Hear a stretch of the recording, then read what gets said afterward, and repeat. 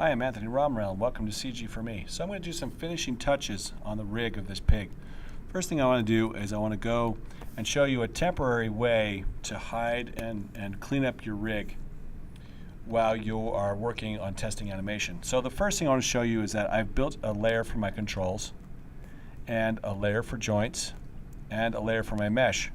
Now this is important when you're in the testing phase of your rig cleanup, that you use this to lock and hide different things, so that an animator who's testing this can go through and say, hey, you should paint your skin waist just a little better, or you can make different corrections without completely locking out your joints.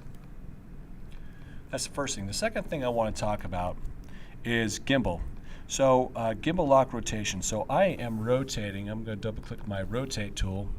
I am not going to animate in local space or world space. I'm going to animate in gimbal. So gimbal means that I'm actually rotating, you can see the numbers change, directly the values of rotation X, Y, and Z.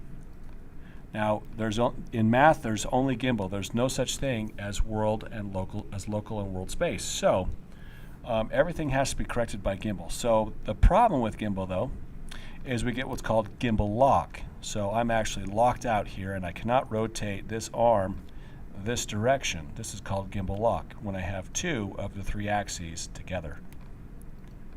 So to correct that, what I'm going to do is I'm going to change my rotation order. Now, rotation order simply means these rings are in a hierarchy. And right now, the most outer ring is Z, followed by Y, and the inmost inner ring is X. That's this rotation order, X, Y, Z. And the last one being the outmost parent. There is a great lecture on this by Gorilla CG. If you want to Google that, Gorilla CG gimbal, nice video should come right up. So I'm going to go to change this setting to YZX, going backwards. Really, it's XZY, but the hierarchy is YZX, Y being the most outer ring. And you can see it's changed my settings. I would change it, but there's a problem, and that is my joint is no longer following my control. The reason for that is I have to turn back on my joint layer and select my joint, and I need to change in the attribute editor its rotation value. So I'm going to change this to XZY, and now they match. I'll go back to my control, and I get predictable animation now, or predictable rotation. What's cool about this is I'm no longer locking in gimbal in this direction. Now the thing is gimbal, though, is you have to decide it's going to lock now this way, and I can't pull the arm up in this direction. There's always going to be gimbal lock. So the biggest thing to do is to ask which is the most manageable way, and which way do your animators want to have gimbal lock. So shoulders are particularly difficult, so you're going to have to go to your own production pipeline and decide which is the best setting for you. So I think that's the best setting for this particular shoulder. Now the wrist rotates fine in this direction.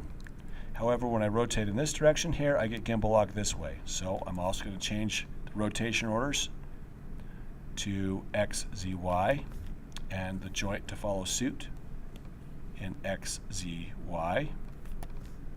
And now I am no longer locking up in this direction, and not in this direction either, which is nice, but I will lock up in another one, which is this one. So you just have to ask which is the worst way to lock up. You're going to face gimbal lock no matter what rotation order. It's just important to know that you can change the rotation order and have control over how gimbal locks up. Now you're going to want to always animate in gimbal. The reason why is you want nice, predictable animation. I guess the best way to put it is animate it in local and world space and see the results, and you'll decide it's best to animate in gimbal later. So again, I'm going to check some of my others. So it's not gimbal locking this way, but it'll create gimbal lock in this direction. I'm going to change this rotation order to XZY and see if I like it better. Same with the joint. I'm going to change it also to XZY and remanipulate it select the proper control. And I'm not getting gimbal lock in that other direction, but now I'm getting gimbal lock when I raise it right up. So you have to just ask yourself which is worse, and I think it's far worse to have gimbal lock in this direction. So I'm going to change this back to XYZ, and I would rather have it gimbal lock this way and be able to rotate the leg in this direction. But it comes down to, as it always does, preference. Going to zero out this control.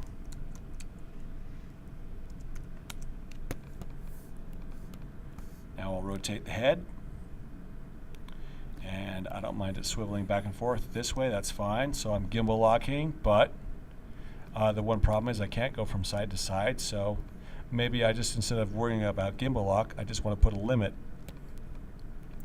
If I wanted to put a limit on the rig, I would simply do that by opening limit information, and I'll just look at my number and I'll say, you know, I don't want this to go past 50 degrees, so maybe 45 is good. So I'll rotate the head and give it some limits. I'll rotate it this way and say, maybe I don't want the head to rotate past negative 45 degrees. Now instead of worrying about gimbal lock, it has a limit, and I don't have to worry about it at this point. But I could still roll the head this way, back and forth, and even though I'm getting a little bit of gimbal lock, it's not as important because I have limit information. Same with this one. I actually locked out the attributes on this so that it's only rotating on Y. And I could set a limit here, but I'm not going to because I think it makes for better animation.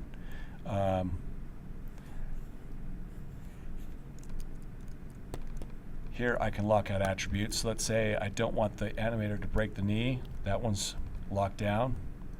Don't want the animator to break the knee, so I'll lock down these attributes. And let's say I wanted to limit the knee.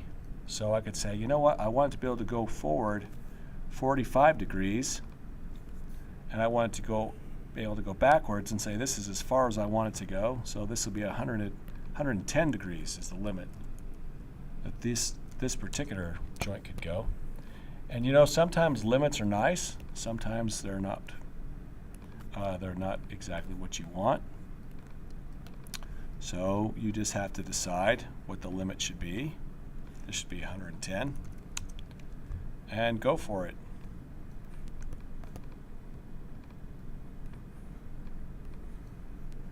Oh, I did the limits in the wrong place. This should be 45. This should be negative 110. So between limiting your information,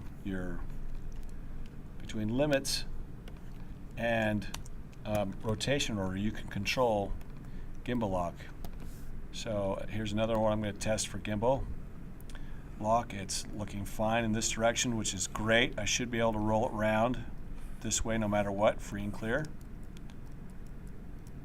And I'm going to get gimbal lock here, so I can't rotate this way. I could rotate it this way and come back around. So there's a way to get there. It just takes a little longer, but still gimbal locking. But I think this is the best way for it to gimbal lock, so I'm going to leave it. And just when it's prepped for not final animation, but for testing and breaking down the rig, I'm going to change the visibility of the joints. I'm going to lock them down, lock down the mesh, turn the visibility of the joints off, and this pig is ready for animation.